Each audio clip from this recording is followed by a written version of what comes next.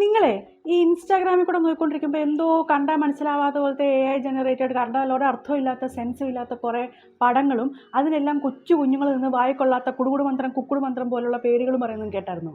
ഞാനും എന്തോ ഒരു ചെറിയ കാര്യമെന്ന് വിചാരിച്ച് വിട്ടായിരുന്നു. പക്ഷേ സംഗതി അല്പം സീരിയസ് ആണ്. ഇറ്റാലിയൻ ബ്രെയിൻ റോട്ട് ക്യാരക്ടേഴ്സാണ് അത്ര ഇതൊക്കെ. ഈ ബ്രെയിൻ റോട്ട് ക്യാരക്ടേഴ്സ് എന്നൊക്കെ പറയുമ്പോൾ ആരെങ്കിലും മറ്റേ കഷ്ടപ്പെട്ടിരുന്ന് വികസിപ്പിച്ചെടുത്ത ക്യാരക്ടേഴ്സ് കഥാപാത്രങ്ങളൊന്നുമല്ല ഇത്. AI ജനറേറ്റഡ് മീംസ് ആണ്.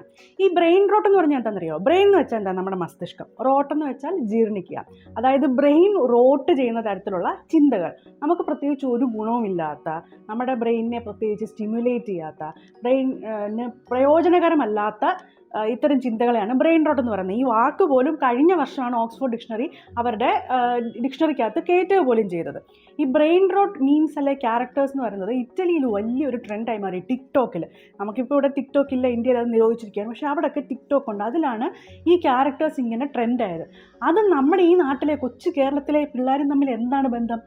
എന്താണ് ബന്ധമെന്ന് ഞാൻ അന്വേഷിച്ച് പോയപ്പോഴാണ് ഇത് സംഗതി ചില്ലറ കാര്യമല്ലെന്ന് അറിയുന്നത്.